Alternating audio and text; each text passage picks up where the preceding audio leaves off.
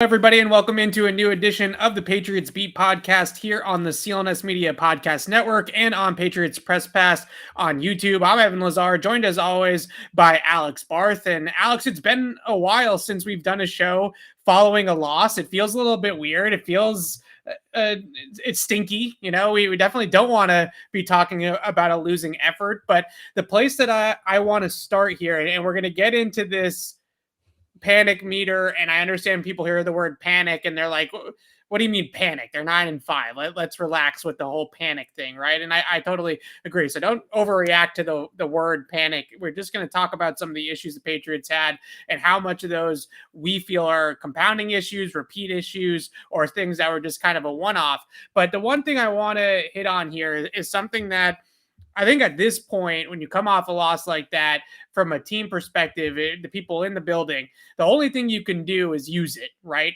as fuel. It happened. They lost the game. There's nothing you can do about it. So instead of going into and feeling sorry for yourselves, use it as fuel to recognize, wow, we maybe weren't as good as we thought, or maybe we were getting a little ahead of ourselves and reading the press clippings, I think is a better way of putting it, and use this win or loss to remind yourselves that you are mortal. You are not free of losing a football game at any point in time.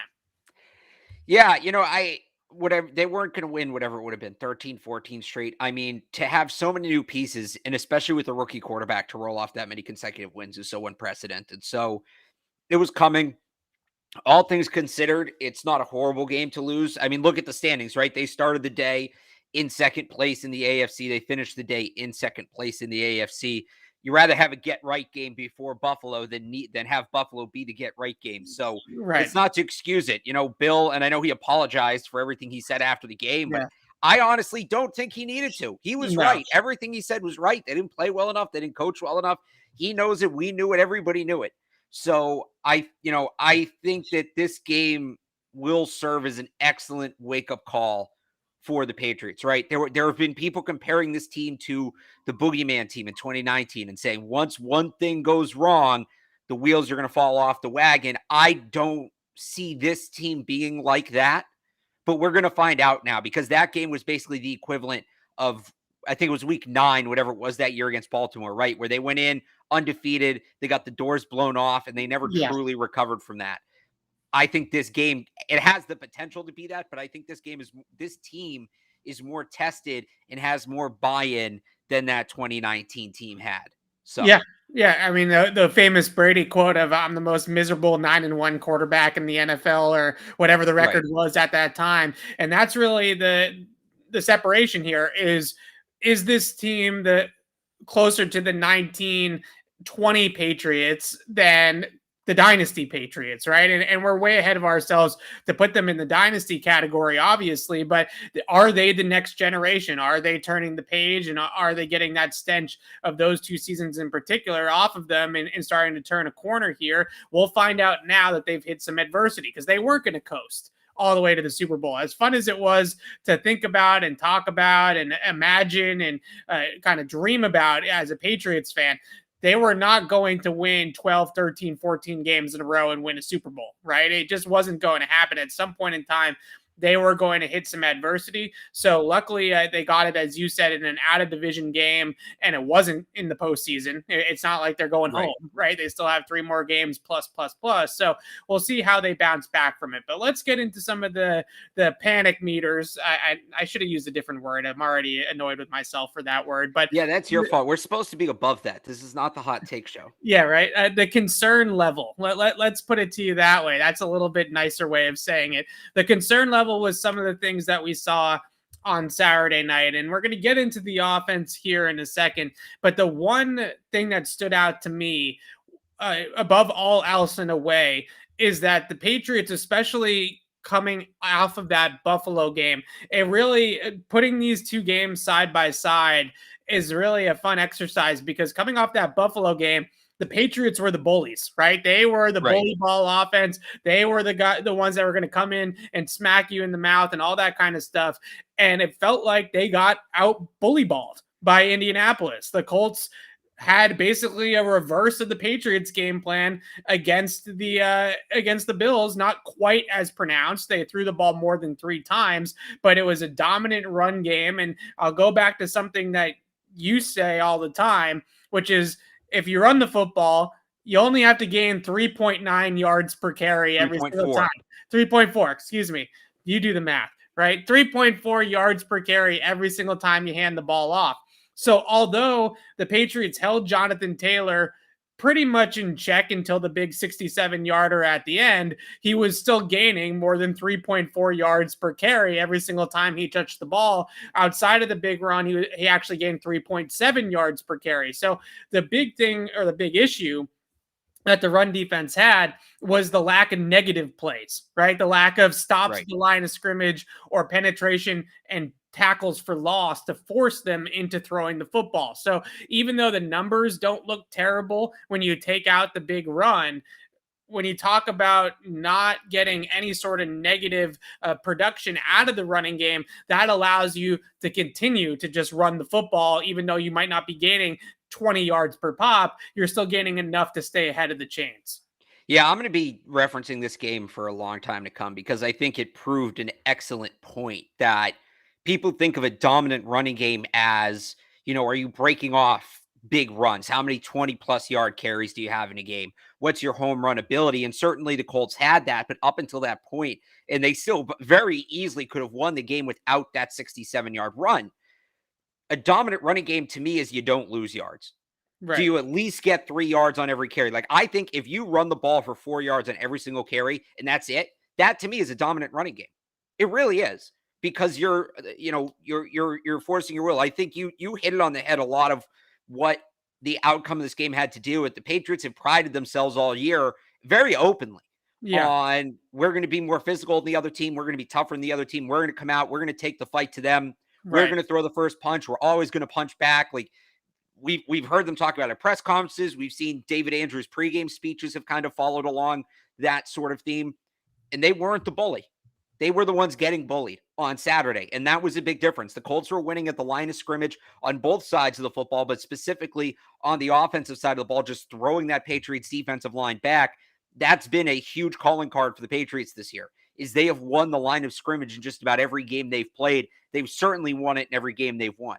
And they did not win the line of scrimmage on Saturday night. No, they didn't win it on either side. As you said, pressure rate above 30%. Obviously, that's going to happen when you throw the football as often as they did. But that was also speaking to the fact that they couldn't get anything going in the run game. And you talk all season long about the wide receivers and blocking so well. In this game, the wide receivers blew a couple of different assignments in key run situations to lead to negative or 0 type of yard gains on the ground for the Patriots. So they couldn't run the football. They didn't protect Mac Jones particularly well at times. And then they really couldn't get any negative play for Indianapolis's run game. So although Jonathan Taylor, up until that point, up until that 67-yard run, his longest run of the game was 12 yards, which is not terrible, right? And he didn't have a ton of explosive runs. He had, looking at it now, the only run of over 15 yards he had in the game was the 67-yarder. That was the only one. Right. So he really didn't have any huge runs outside of the big one. But at the same time, so like, for what I'm getting at is when the Patriots played Buffalo, they had 10 runs of 15 or more yards in that game against the Bills. It wasn't just Damian Harris's home run, right? They had a bunch of different other explosive runs in that game against Buffalo. This was not quite as bad as that, but they still couldn't get them to throw the football. They couldn't get the ball into Carson Wentz's hands. And that was something that was really a detriment to the way that they played and the defense that they played. The last thing I want to say about the run defense, until we put it up on the how concerned are you meter. And the last thing I want to say is early on in this game, they came out in big nickel. They played a lot of too high shells on first and second down. This was not we're going to put base defense out there. We're going to put 8 guys in the box and we're going to sell out to stop the run. That was not the game plan. They definitely felt the Colts were too balanced to come out and play a true big package personnel wise defense and post safety, 8 guys, 4 linebackers, the whole 9 yards. So they at least respected Carson Wentz in the passing game enough to place him too high. So it felt to me like the game plan coming into the game until it got to 14-0 when they had to adjust because they knew Indianapolis wasn't going to throw the ball much.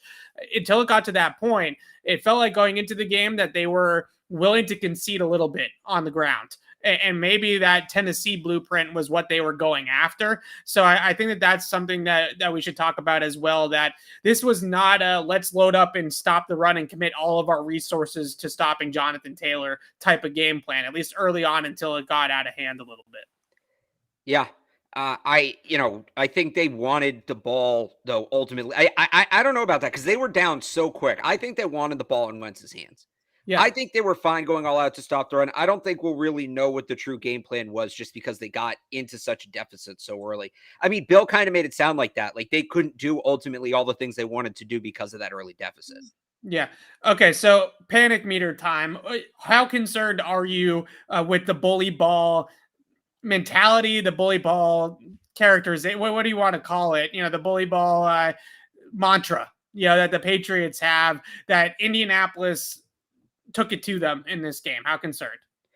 That is zero, like none. That's the one thing I'm certainly not concerned about because it's not that they're not talented enough. It's not that they can't coach it. Right. It's a mentality thing.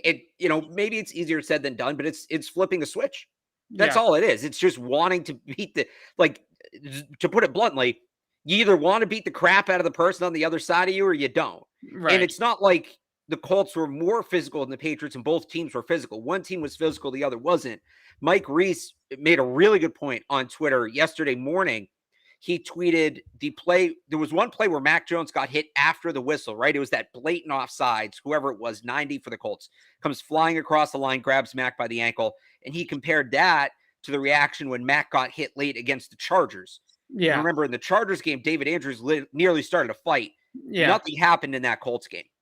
And if Mike Reese is seeing that, I'm sure the coaching staff is seeing it, and I'm sure that they will make that comparison to the team as well. You got that. You got the Bills, who have been basically talking trash since that loss. Yeah. The division on the line. I'm not worried at all about the Patriots getting up for this game against Buffalo. Frankly, if they can't get up for this game, they don't deserve to win the division. They might not deserve to make the playoffs. Like, I have no worries at all that David Andrews, Devin McCourty, Matthew Slater, they're going to have these guys ready to go through a brick wall on Sunday. I'm very confident in that.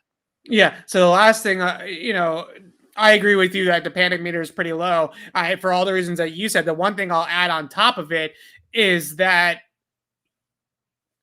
what other team can do that besides maybe Indianapolis? And I'll give Tennessee the nod, right? I think if they're healthy, yeah. I think that a healthy Titans team could come in and smash mouth, right? That's what they did in 2019. We've seen them do it. But other than those two teams in the AFC, Buffalo's not going to come in here and play that style. Nope. Kansas City's not going to come in here and play that style. Nope. I think Baltimore has too many flaws up and down their roster to really be able to do it at this point. They're pretty banged up right now, too. Yeah. Chargers aren't going to play that way. The Bengals aren't going to play that way. It's Indy and it's Tennessee. If you draw those two teams, it's a tough matchup because it's strength on strength and it's us against our guys against your guys and that type of a game.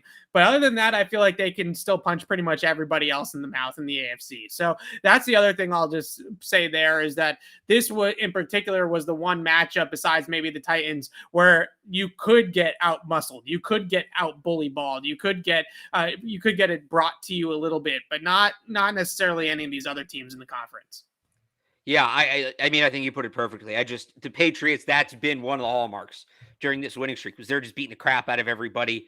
They certainly didn't do it on Saturday night, but if they had played a super physical game and lost like that, I'd be really worried. But I think it's just a matter of, we all know they can play better than that. We've seen them play better than that against better teams. It was just a lapse. It was just a lapse in aggression or whatever you want to call it. And I think it is as simple. It's not perfectly simple, but it's as simple as just get mad, get angry, get pissed off. Whatever you need to do, like take it out on the Buffalo Bills. That's what the Colts were pissed off. The Colts were pissed off about, and most of them haven't been on the team this long. I don't think any of them have been on the team this long. Colts are pissed off about having not beat the Patriots since whatever it is, 2009. They were jacked up. That stadium being there, I told you before the game, I texted you that the stadium had a real ring to it. It had a real playoff atmosphere. There was a lot of energy, a lot of buildup, you could tell, going into that game. And I was concerned about the game in general once I got there and sort of felt the atmosphere. But in particular, I figured the Patriots were going to get down into a hole. Right, just because I thought the Colts were going to come out with a ton of energy in the first quarter. I didn't expect them to get a punt blocked, and we'll talk about that here in a second. But before we do, we got to talk about the offense and Mac Jones and where we're at with Mac right now. I just posted my film review after the game, and I think a lot of people will hear this and say, Evan, don't put lipstick on a pig, right? He turned the ball over twice. He gets called for a delay of game. That penalty was bad. They fail a fourth down that probably had a better play to be made there than the one that he ended up making. But at the same time, there were, I counted 11 of them in my film review, a great quarterback plays, right? Whether it was reads, whether it was coverage manipulation, whether it was downfield throws, understanding the concepts and conceptually what Josh McDaniels was calling and why. Just really good quarterback play. I thought in particular, you look at the deep ball to N'Keal Harry, how they sequenced that together. I posted that on Twitter, how they had 2 plays prior of the same concept. They come back to it a third time. The Colts jumped the front side of the play, and he knows the backside post is going to be one-on-one, and he takes a shot down the field. The third down throw to Brandon Bolden went behind the line of scrimmage, but it was the perfect answer to the all-out pressure, right? He knew exactly where to go with the football and when. The 2 touchdowns to Hunter Henry, the climb in the pocket, the little look off and throw to Henry for the touchdown, a great play there as well. So there was a lot of really good quarterbacking from Mac Jones in this game. But I come back, the first interception doesn't bother me as much because Darius Leonard made a great play. It was one that he'll learn from and something that he thought he looked him off and he didn't. And there's really not much else to say about it. Right. It was really quite straightforward. The second interception really irked me and is something that the reason being that it irked me so much, and I guess we could pull it up quickly and I can explain it in further detail if we want to, but the main reason why is it's a mistake on 2 levels, both pre-snap and after the snap, that at week 15, 14 starts into his NFL career, the Patriots cannot afford Mac Jones to make these errors anymore. Right. You can't have the missed read in the middle of the field and then the lazy throw into the flat that probably would have been a pick 6 if the ball was a little bit more catchable for the defender. You can't have that anymore in week 15, start 14. It's no lot. The excuses of him being a rookie quarterback for a play like that go out the window for me. Yeah, and Bill likes to say there's no rookies at this time of year. So the first one, though, I mean, Darius Leonard, it's just a really smart play. I mean, I know it looked easy. I know it looks like Mac threw it right to him. It's what Leonard does before the throw. That's what makes that such a good play, right? I don't know how many college linebackers there are that make that read and get themselves in that spot the way Leonard did. That might just be something, right? That might just be something Mac has never seen before. The second one, like you said, I actually thought if he throws that ball earlier, he has Bolden. It was Bolden, right? Was the intended target. He has Bolden for the first down if he makes that throw right away. But it looked like he looked to Bolden, looked down the field to see if he had anything else, thinking he still had Bolden. And when he came back to Bolden and threw it, realizing he didn't want to make the throw downfield, the situation had changed. That, I mean, based off the TV copy is how I saw it. I'm going to pull it up because it really bugs me for multiple reasons. Okay. So we can break it down here. The first thing is I want to start from the end zone angle because the other thing that really frustrated me about this play pre-snap, look at this box. It's 3rd and 1. Why are we throwing the ball? Right. I mean, all you got to do is check to a run here and run it right into the front side A gap, the play side A gap right there between the right guard and the center, who, by the way, just happen to be 2 of your best run blockers on the team anyways. And it's wide the heck open. So at this point in the season, and I plan on asking Josh McDaniels this tomorrow, I hope he gives me a straight answer. Does Mac have the control to change this play on the fly? Right. And earlier on in the game, I should note that he tried to change a play. He tried to audible and he got called for a delay of game because he didn't get it done fast enough, right? So maybe there was some training wheels put back on after that point. But when you get this box on 3rd and 1, how you throw this ball is beyond me. Yeah. And the only answer and the only response I had, because it's as clear as day. I don't think that Mac Jones doesn't have the brains or the intelligence to check this into a run. No possible way, right? I mean, he clearly makes so many high level reads and decisions between the ears that there's no possible way that he is lost on this type of play, right? So the question is does he just not have the control? Is that the problem here? And if that's the problem here, then forget that, because we're well beyond it, right? We're 14 starts into the season for Mac Jones. At this point in time, he needs this control, because this play cost them 3 points and very well might have cost them the game, because that was the difference in the end, right? Instead of it being 17-17, it's 20-17. It's a huge play in the game. So the fact that they can't give him the control or the reins of the line of scrimmage to get this into a better play is really irks me a lot. All right, clearly, because I'm going off about it. The second thing that I want to do here on the overhead.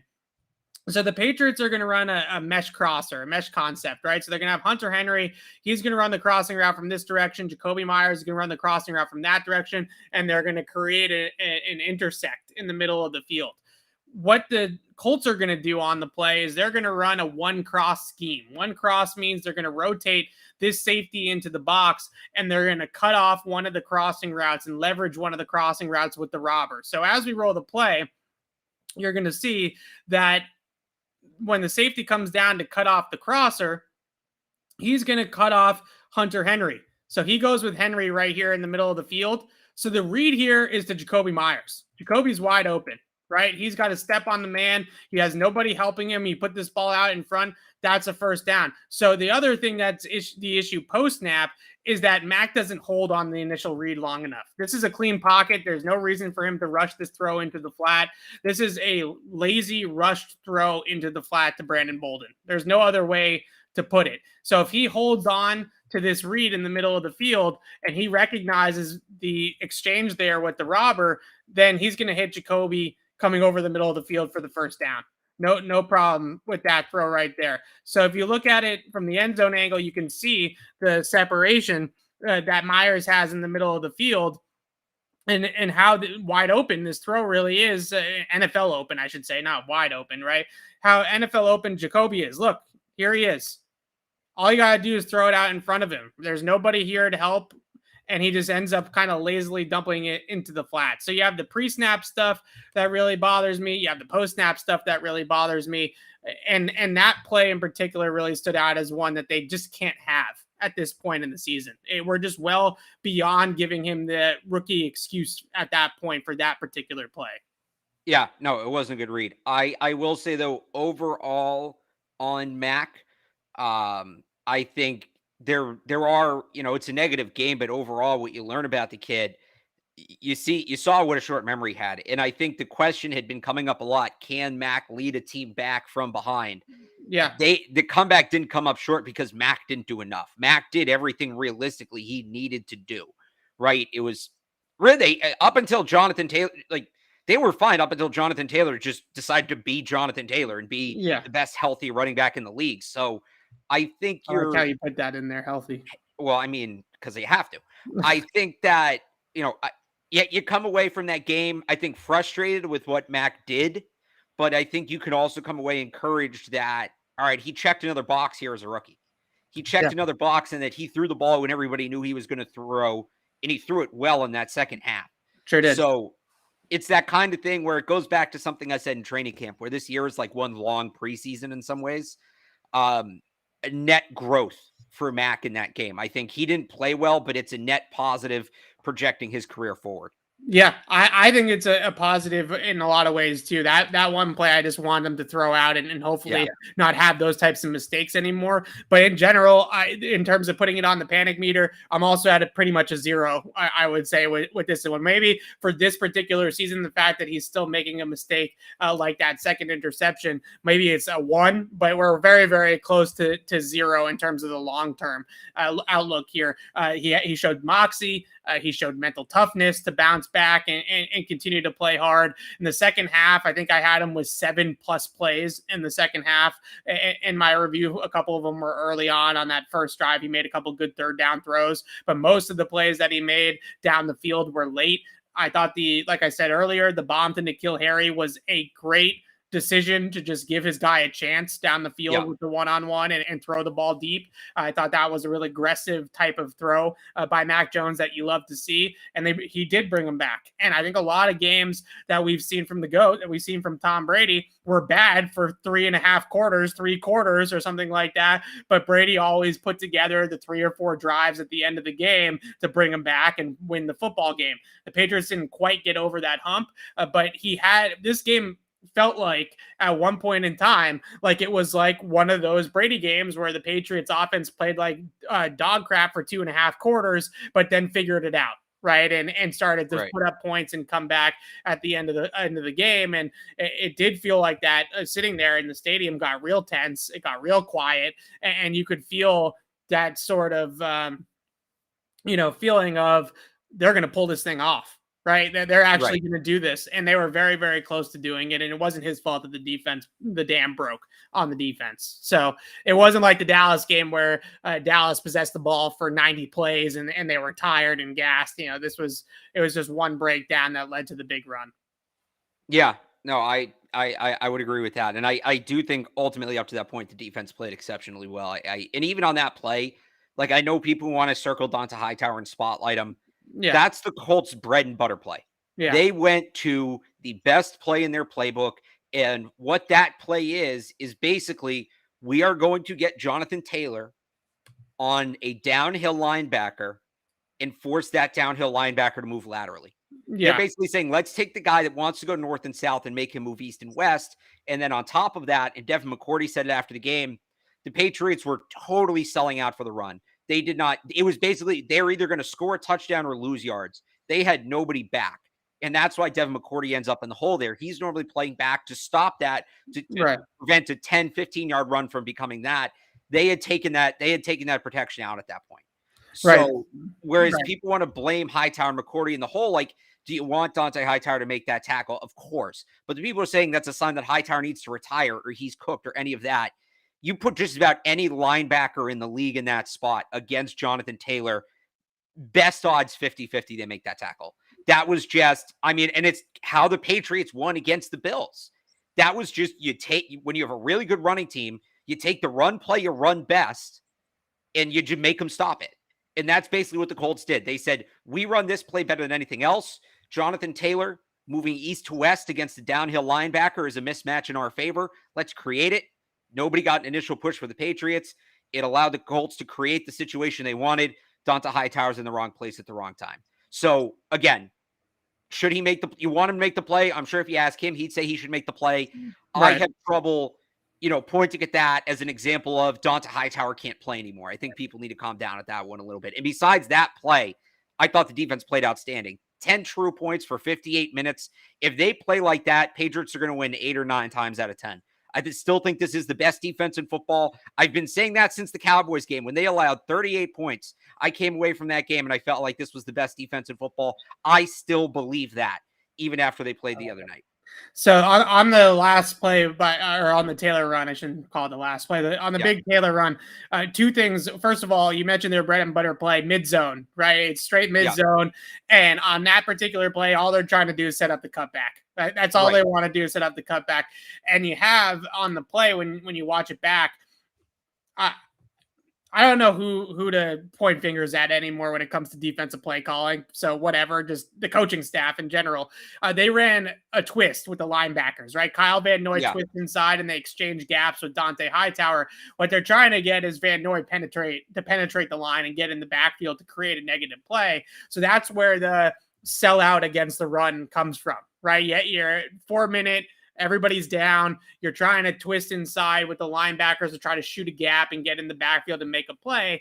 And what ended up happening was because of that exchange, because of that gap exchange that goes on between Van Noy and Hightower, Hightower's whole momentum is moving in that one direction, to his right or to the running back's left, right? So everybody's moving that way.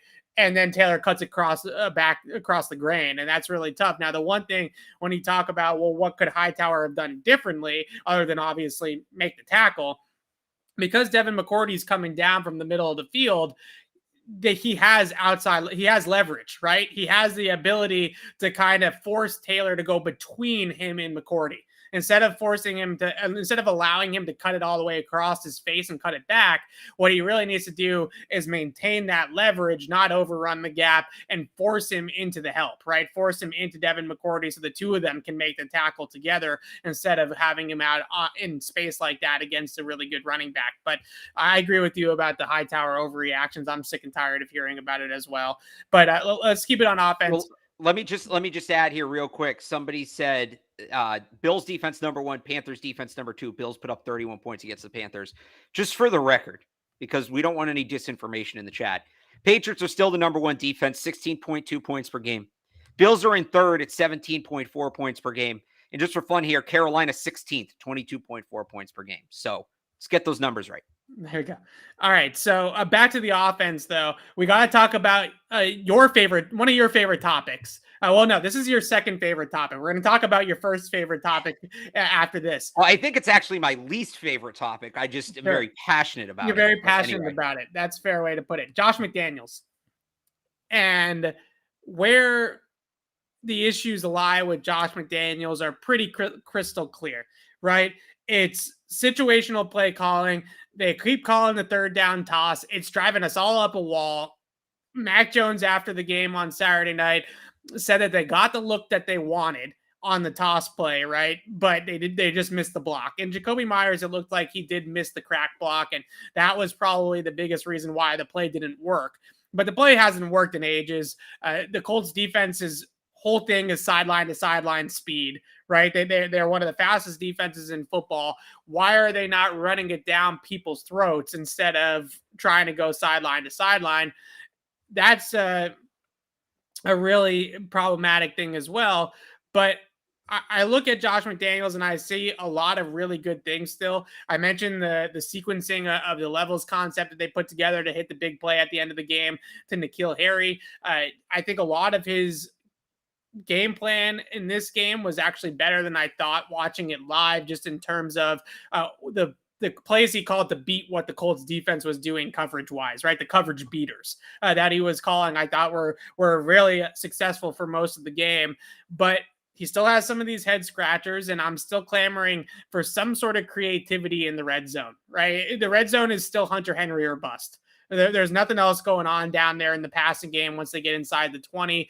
And I made this joke after the game, but Frank Reich now has 2 trick plays against the Patriots in his play calling days, right? The Philly special, and what did he call it? The Patriots special. The Indy special. The Indy special, or whatever it was, to Nyheim Hines. Where's the McDaniels special, right? Where's the McDaniels trickery? Where's the McDaniels creativity? Because it's certainly not that they don't have players that could be used in that vein, right? They do have some ball carriers, Jonnu Smith, even N'Keal Harry, I think, or Kendrick Bourne, who's been really good on reverses and sweeps and stuff like that this year. I think that those things need to come as well. So red zone creativity, obviously fire the third down toss into the sun. And that's really my 2 biggest gripes with Josh McDaniels. Other than that, I don't really think it was a terrible Josh McDaniels game outside of those 2 things. So I think, and by the way, shout out to the guy in the chat telling me nobody cares about points, and then in the same breath telling me I need to learn football. Scoreboard, baby, scoreboard. I think that, my biggest issue with McDaniels, and maybe this kind of leads into the next topic, which is the field goal decision, right? Yeah.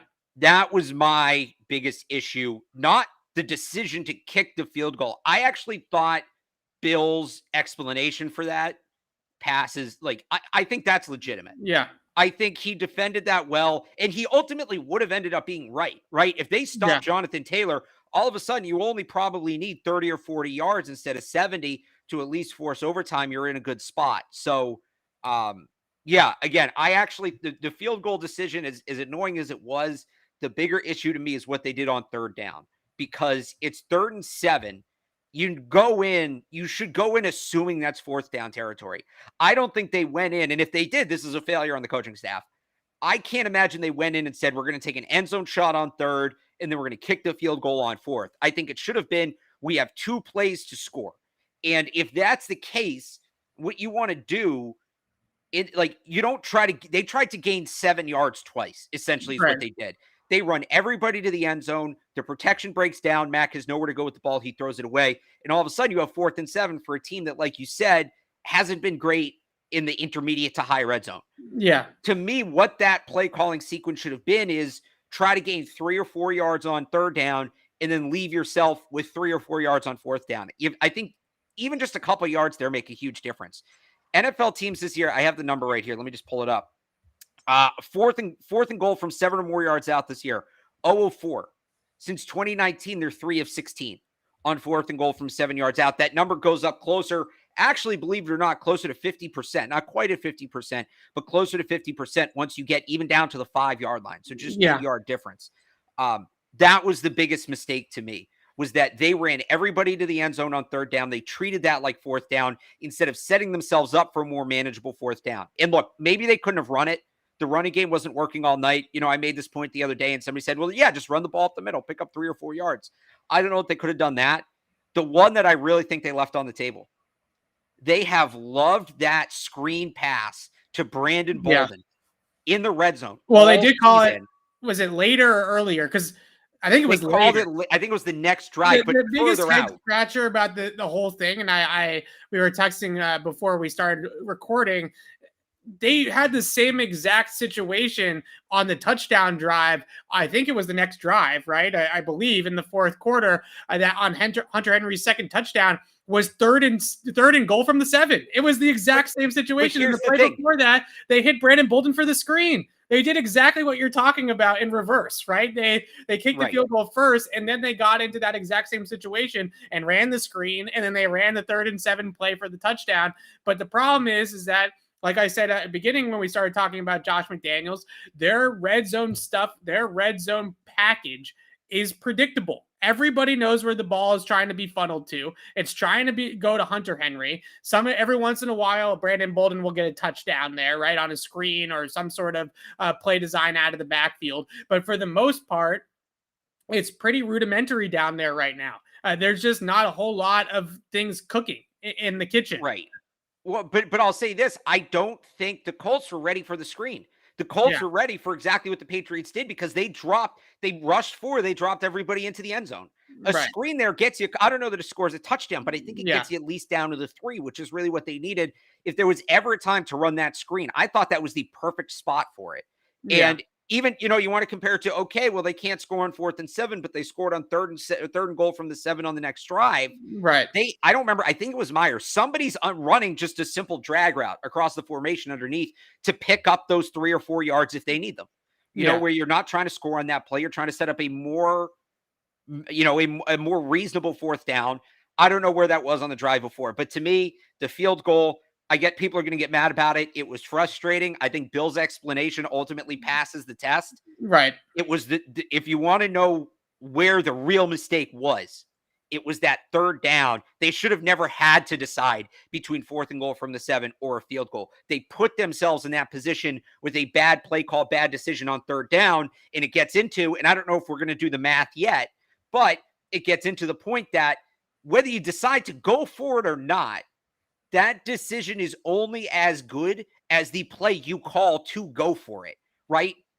You can make the right call based on the math. And by the way, that wasn't the math that said to go. Just because the math lines up with common sense doesn't mean the math is always right. Also, the but math is in conflict, because some math says to go for it. Some math said it was closer to a 50-50 toss-up, right? So all the people who ride and die with the math I've seen, they're angry about that. So I'm going to say that the math, the worst math nerds use, said to go for it. But, it can be fourth and goal from the 1, and it's the right decision. Go for it. If you come out and you call 4 verts, oh, what does it matter? You made the right decision. Congratulations. It's not the only decision you make. You also have to call a play. Bill said they didn't have a play they liked. Don't just go for it to appease the math gods, right? And shoot yourself in the foot. But, the overlords of mathematics will now smile upon us with favor.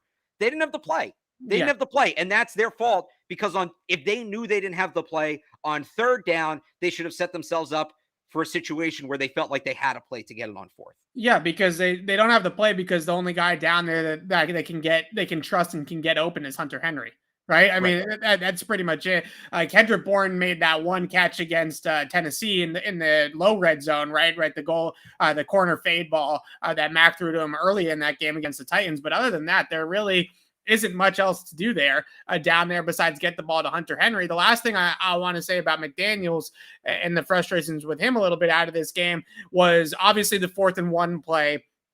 The sprint right pick play that everybody in the world has seen a dozen times now from the Patriots. The Colts were 110% ready for it, right? They knew exactly what was coming. And when you look at that play call too, you start to think about the same thing with the red zone stuff. And this speaks to me, if you can scheme it up on 1st and 2nd down, that's great. The Patriots are a good 3rd down team as well. So I'll give them 3rd down as well.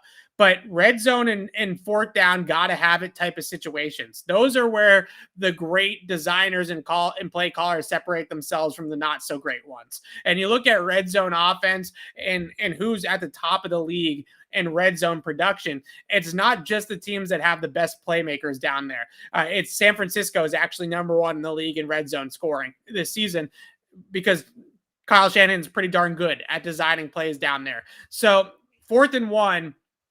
They sprint Mac out to the right. They run the pick play.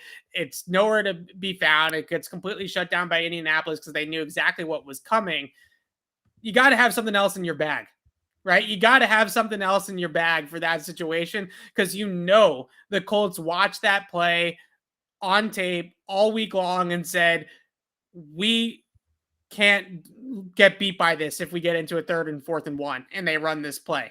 This is the one passing play we know that they're going to run. So I thought in general, McDaniels called a really good game. I think in general, he calls really good games all the time. But these head scratchers, these 1 or 2 plays, the 3rd down play you're talking about, the 4th down play on 4th and 1, these are the things that in these closer games against these good teams can often really separate the offense, right? This is really something that you have to look at and say this needs to get better, right? I would just also argue, you said that overall you thought it was a good game for Josh McDaniels minus a couple of mistakes. Yeah. I would argue those mistakes came in huge moments. And we know how this team weights things situationally. I don't think you can say this was a good game for Josh McDaniels. Yeah, if you want to, go play for play, just counting each one as call it 1 point. Yeah, the positives probably outweigh the negatives. Right. But you got to weight the plays that came in the big moments. Right. And it seemed like every big moment that happened at that game, the wrong play was called. So I'm not willing to say that, hey, Josh, I won't give Josh McDaniels the credit in that game I gave Mac. It works differently. Mac made the plays late in the game. He sucked at the beginning of the game. I'm not going to put that away. It wasn't his best game, but he made the plays when it mattered. Yeah. Josh McDaniels, congratulations. 2nd and 4 early in the game. You called the right play. Awesome. Where was he on the 3rd and goal from the 7? Where was he on the 4th and 1, like you said? Right. It's the situational play calling that killed them. Yeah, agreed. And that it's kind of like Mac's game, honestly. They kind of mirror each other in the respect that, like you said, if you put up on a scoreboard how many good plays did Josh McDaniels call versus how many bad plays did Josh McDaniels call, he probably called more good than bad. But at the same time, those bad ones really, really hurt them in big spots. And that's something that you have to really hold on to from this game. We talked about the field goal a little bit there as well. I actually bought Bill Belichick's explanation too. I thought it was a good explanation. There's 9 minutes to go in the game. Right. That's an eternity. That is a very, very long time. They had all 3 timeouts too. Right. So they did get 2 more possessions, right? You're going to get 2 more possessions in the game at that point in time, maybe even 3 if you can force a turnover or something goes your way and with a quick 3 and out or whatever the case may be. So I had no problem with the field goal either. I understand you made a 2-score game, and that drives the nerds nuts, right? When you're not really putting yourself in a better position to win. The other thing that I thought that he said that really, really holds is that he mentioned how they were in a dome. And if Nick Folk had to attempt a 56, 57-yard field goal to send the game into overtime, they felt really good about Folk making a kick in those conditions. So when you put on all of it, and you say, okay, well, now we only need a touchdown and a field goal to send the game into overtime instead of 2 touchdowns to send the game into OT, you definitely have yourself in a little bit of a better spot, being down 10 versus being down 14 or 13 or whatever it was. Right. 14. It wasn't a terrible decision, especially given how much time was left. All right, a couple more things. And I would just say this is the problem with the math. The math doesn't take those things into account. Right. Because I get that you want to say, oh, all the factors are included. It's just impossible. It's impossible. You can't include every football game is so unique. It's human beings. I know people like to say, oh, well, blackjack is like, you have the deck of cards. Yeah. But it's not, because the deck of cards compared to the players, and every player is different. Like, the deck of cards doesn't change. There's 52 of them. There's exactly how many diamonds, how many hearts, how many, right? It was, and people want to put that. I see the math people using that as kind of a reclamation after what was a rough weekend for them. Yeah. I mean, a rough weekend. Rough week. And at this point, especially coming off that Staley game, but just in general. Are you going to say it? I want you to say it. We cannot blindly trust the math anymore. I will say that.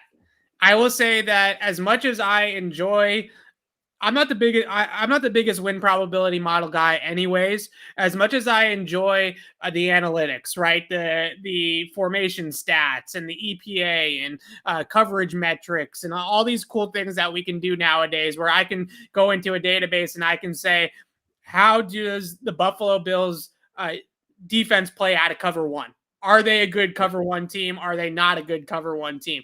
I think that stuff is really valuable. Although matchups and schedule and all that kind of thing plays into it, I think that stuff can be really valuable from that's all fine. Standpoint, right? Yeah. How often is a team in nickel? How often on third down what do they play? What's their go-to coverage? Those things are helpful. Yeah. But I would say that's tangible, right? Yeah. How does this team do man versus zone? Those are all tangible things. I am fine with that.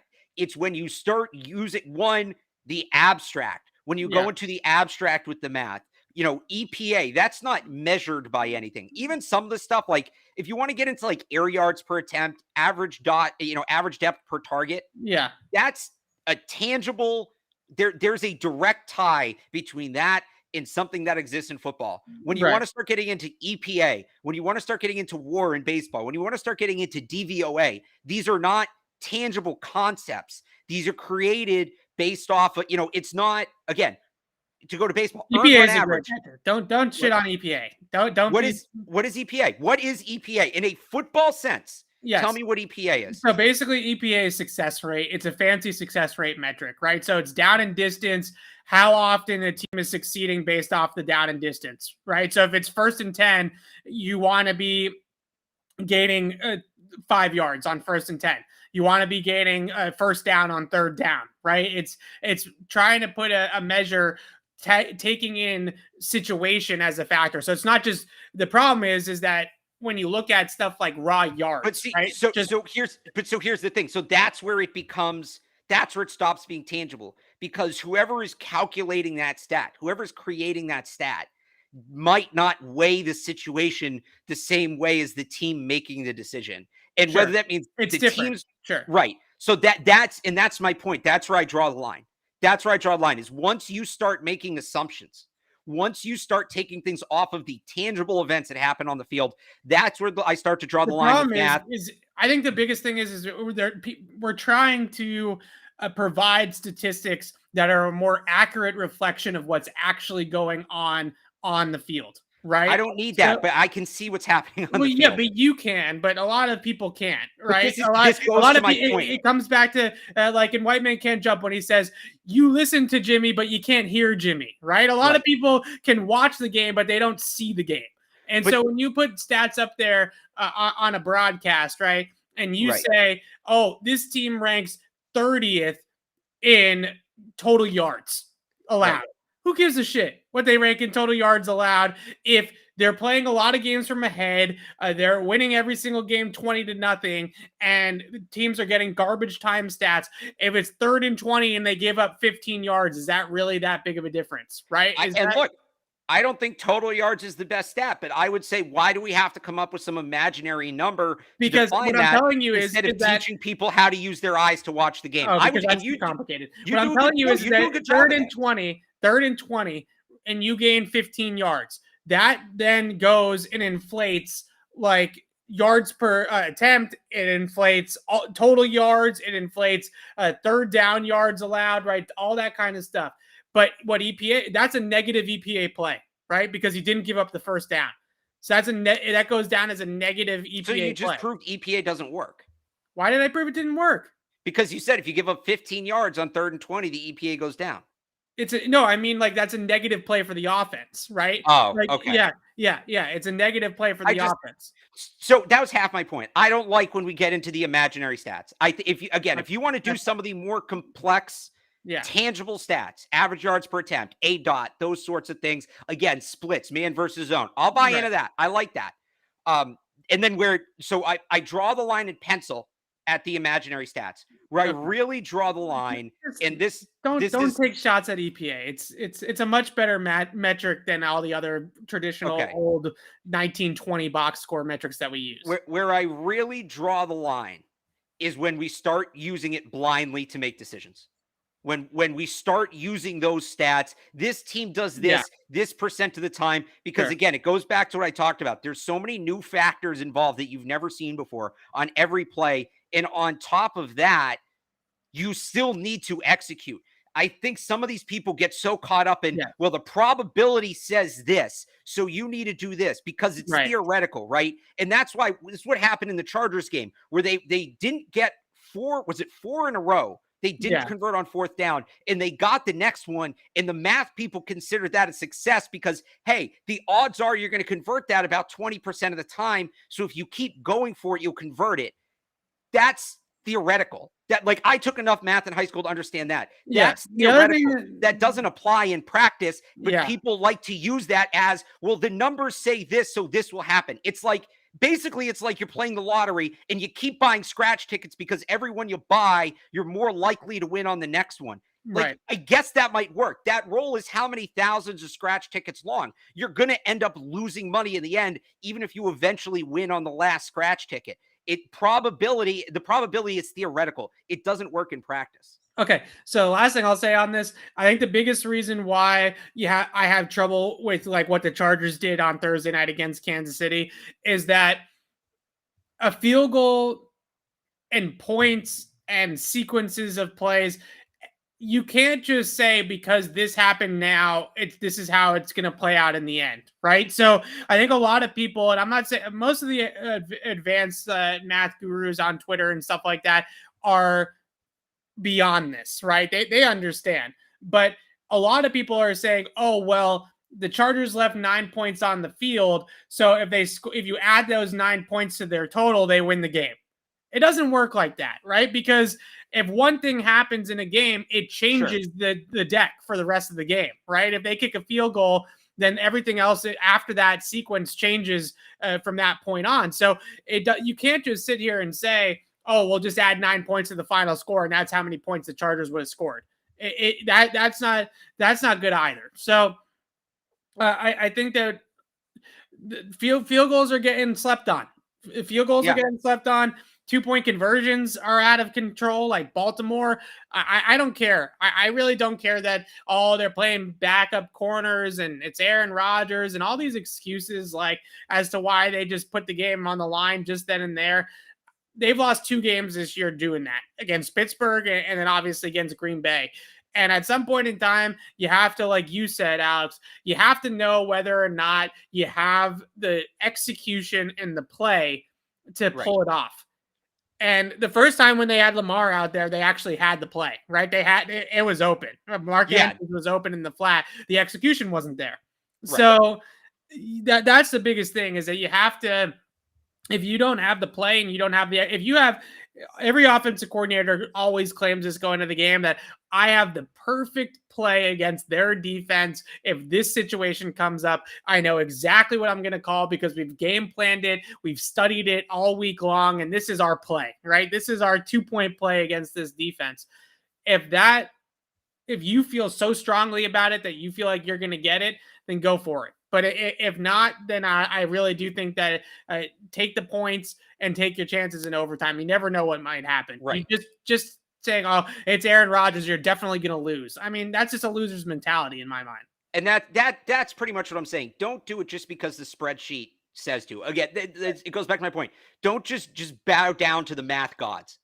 Don't just do that. You can use the math to advise your decision, but common sense should come first and foremost. Football knowledge should come first and foremost. And it goes back to something you said before. If your entire opinion on the game of football is solely based on the math, I'm sorry, you don't know football. Yeah. You can use the math to inform opinions, but you'd better be able to use your that was my whole better be aware situationally. Yeah, that was my whole thing with the Patriots kicking the field goal. Right. Is all the nerds on Twitter are saying, how do you kick a field goal there? And I'm like, have you seen the Patriots red zone offense this year? Exactly. Have you seen the Patriots red zone offense this year? It's Hunter Henry and it's nobody else. They can't do anything else besides throw the ball to Hunter Henry in the end zone when they get into the low red zone or high red zone. So if you watch them all year long, like you and I have, and like all the people in the chat have and stuff like that, you would recognize that 4th and 7 for the Patriots from a 4th and goal from the 7 is what I don't know. I don't have a fancy algorithm to put a percentage on it. Is what, maybe a 10% play for the Patriots? The math itself said 9%. Yeah. So it's just such a low percentage. All right. I want to move off this, though. I want to hit on 2 more things before we sign off here real quickly. But wait, I want to hear it one more time. How are you feeling about the math right now? Skeptical. Punt blocks. Yes. 3 of them already this year. I'm incorrectly, and I want to apologize to Jelani Tavai. It was Jakob Johnson that missed the block on the punt block on Saturday night. Matt Chatham did a great breakdown of what exactly happened, that the guy right to the long snappers left and right, they kind of help the long snapper get on his block before they go and block their own guys, just because Joe Cardona's got to snap the ball with his head down, right? So they kind of give a little forearm shiver to the guy over the long snapper to make sure that Joe Cardona can get on his block, and then they get out to their block. Jakob Johnson held a little bit too long on his help assignment and didn't get to his real assignment. But this has happened 3 times now. We talk to Cam McCord every single week. I think Cam McCord's a great coach. I think he's got energy. I think he's a smart guy. I think that he has a great attention to detail. But at the same time, I'm not saying he should be fired or anything like that, but he should be held accountable for the fact that they've had 3 punts blocked this year, and this one finally truly burned them in that it goes for a touchdown. And it was a huge part of the game and a game-changing type of play.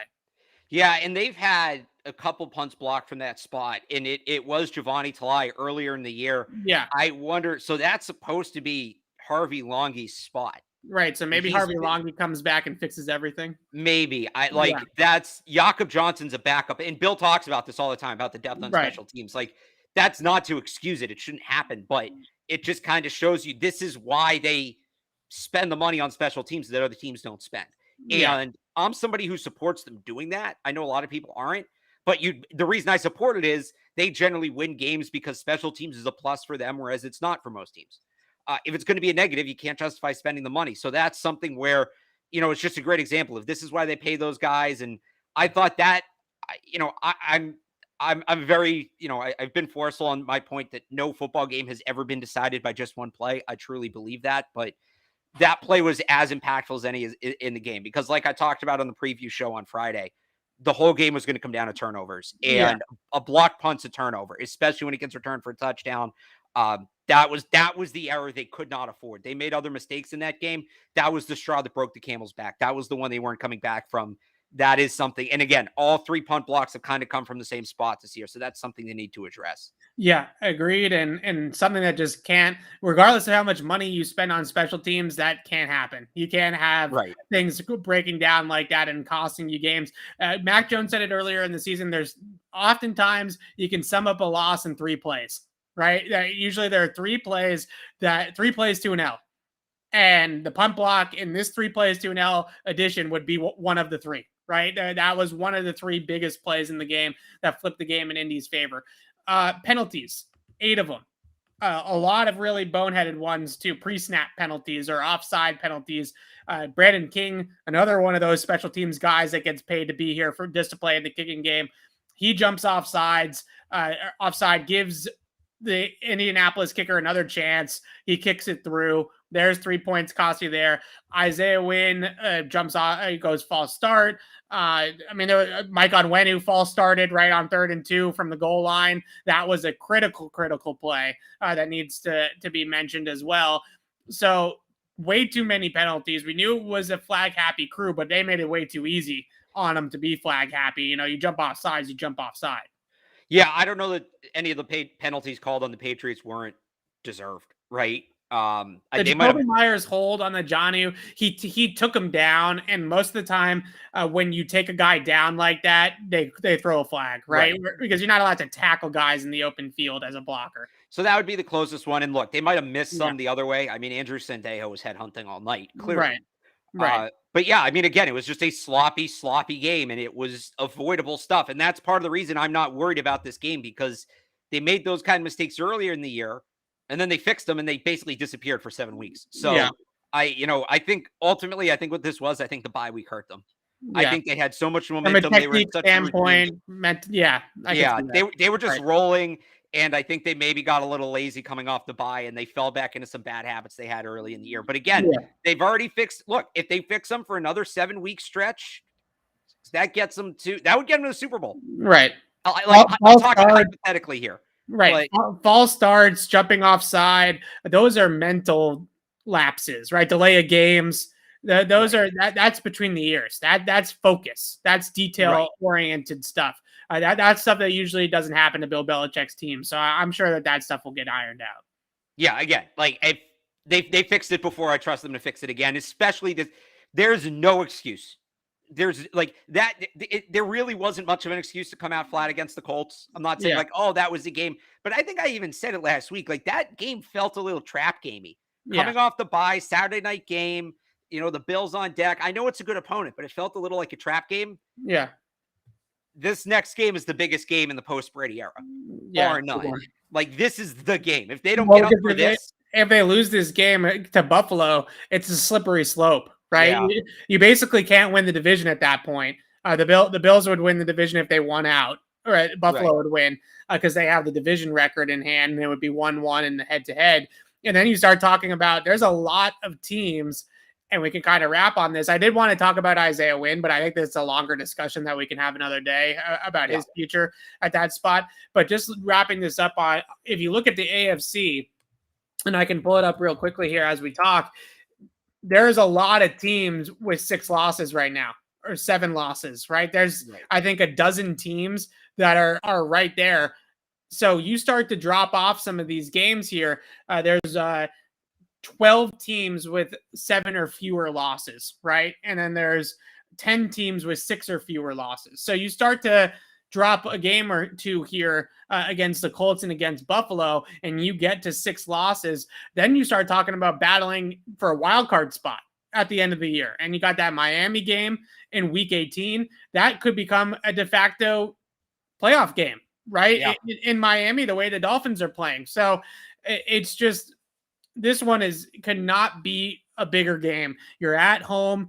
It's a good matchup for you. You proved that a couple weeks ago that you have it's a strength that you have that is a weakness of theirs. So you do match up well against them, and you have to take care of business in this game, and you have to end the division now. Because if you give it a couple more weeks, then you might not win the division, and you might find yourself in a week 18 in Hard Rock Stadium down in Miami in a winner-take-all game against the Dolphins. And that's not a place you want to be in. Right, exactly. All right, so Alex and I will be back on the podcast on, are we going to do it Friday this week with the Back to a Sunday game? I'm actually on Felger and Maz Friday, so it might have to be look Thursday. at you. Oh, my God. Yeah. So sorry. Jeez. 2 to 6, 98.5 The Sports Hub and NBC Sports Boston. Wow, you're going to be on TV on the simulcast, too? Look at that. That's everybody else's problem. Wow, this is a proud moment as a friend. That's pretty darn cool. So I thought I already told you that. I guess not. You told me about Toucher and Rich. You didn't. I'm doing Toucher and Rich Monday and Tuesday. So, but yeah, show probably Thursday. All right, Thursday podcast, the previewing Pats Bills. This one will be pretty easy to preview. We pretty much know everything already about the Bills from a couple weeks ago. And the game a couple weeks ago didn't go anywhere near the way we thought it would. So we can just talk about what we thought was going to happen. Right, exactly. Now it should happen the second time. So then we'll get into that game later in the week. Merry Christmas, everybody. Happy holidays for all those Jews like Alex and I out there. And we'll see you on Thursday to preview Pat's Bills, the big one. So make sure you tune in then around the same time as tonight. Thanks, guys. We'll see you then.